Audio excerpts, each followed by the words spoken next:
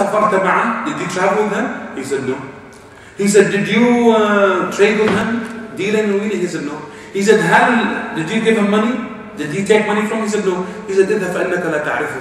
He said, get away. You don't know him then. You don't know him.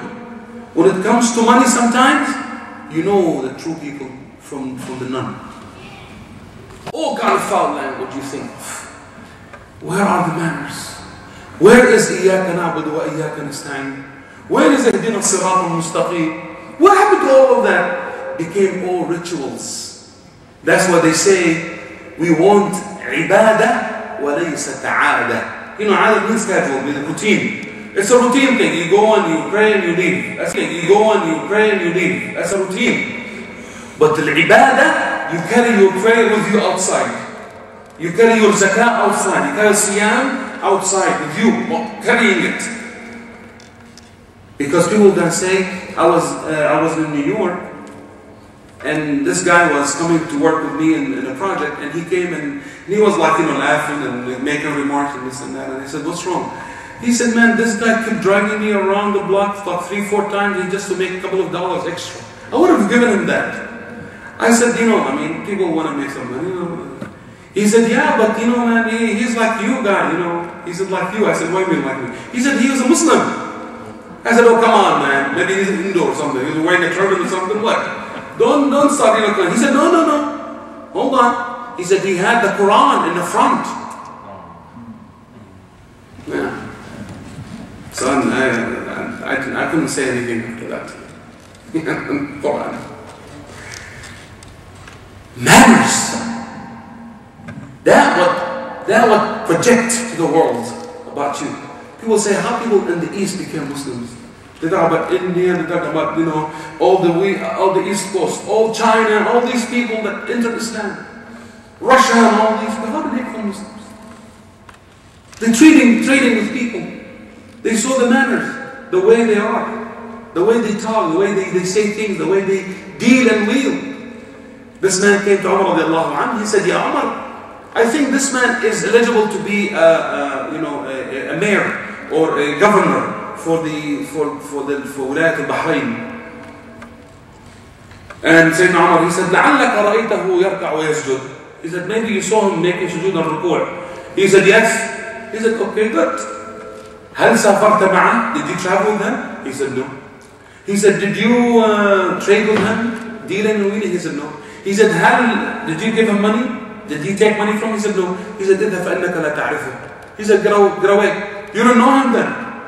You don't know him. When it comes to money sometimes, you know the true people from the none. Manners. How can we achieve that?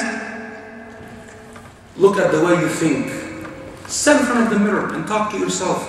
The companions used to talk to themselves. They were not crazy. They were not crazy. Umar radiallahu anhu, one time he went to to give the khutbah. And he stood up there and he said, after he said, Alhamdulillah wa sallam, he said, do you know, I used to be young, Umayr used to go and I was a shepherd for my family, for durayhimat, for a few dirhams. And then I used to fight people in the market. He was telling people that they never knew Umar before. People coming from Asham, from China, they want to see this giant, Khalifa, that he is ruling the world, and he's just bashing himself. And that's exactly what Sayyidina Ali radiallahu anhu, after he finished the khutbah, he said, Wallahi ma adunnuka illa annaka qad nadafta nafsak. You have been, you just melted yourself, you just bashed yourself.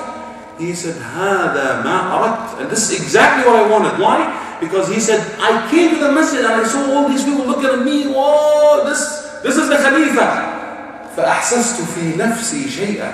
I felt that, oh my God, arrogance started coming to my heart. I want to get rid of it immediately. And immediately he started bashing himself around people. So how do you do that? Think about yourself. Look at yourself. Talk to yourself. Abdullah ibn Rawaha, he told me, he said, أقسمت يا نفس لتنزلن أو لتكرهن. During the time of the battle, he was riding the horse. He said, should I come down or should I stay on the horse to carry the flag?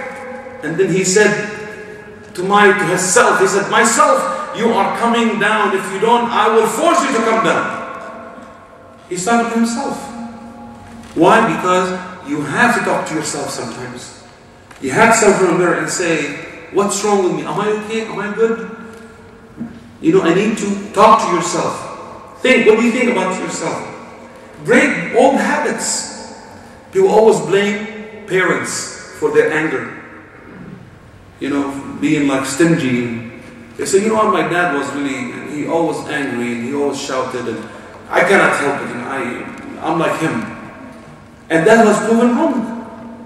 Umar radiallahu anh, he was battash, jabbar, he was so an awful person before Islam.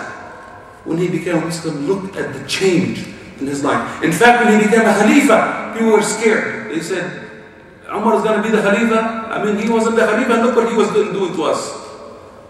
And he told them in his speech, he said, كنت عند رسول الله شرطيا. I was like a policeman with Rasulullah. وكنت عند أبا بكر قاضيا.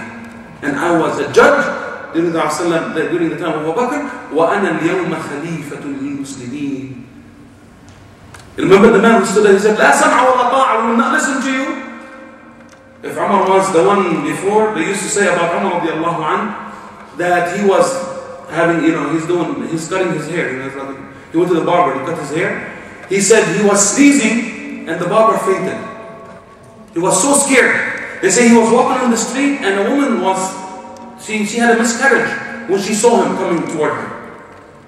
That was before Islam. You hear these things in the stories about Umar radiallahu anh. He was, you know, he was in Jahiliyyah, but he was battash, he was so arrogant and he was so strong and all that. But look at this man, what happened to him? They used to say he used to have 2 lines on his cheek because of the crying. He always remembered the day he buried his daughter alive.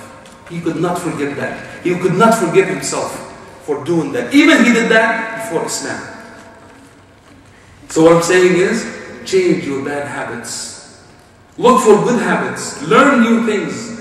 New habits in your life. People say, well, you know what, I cannot stop smoking, man.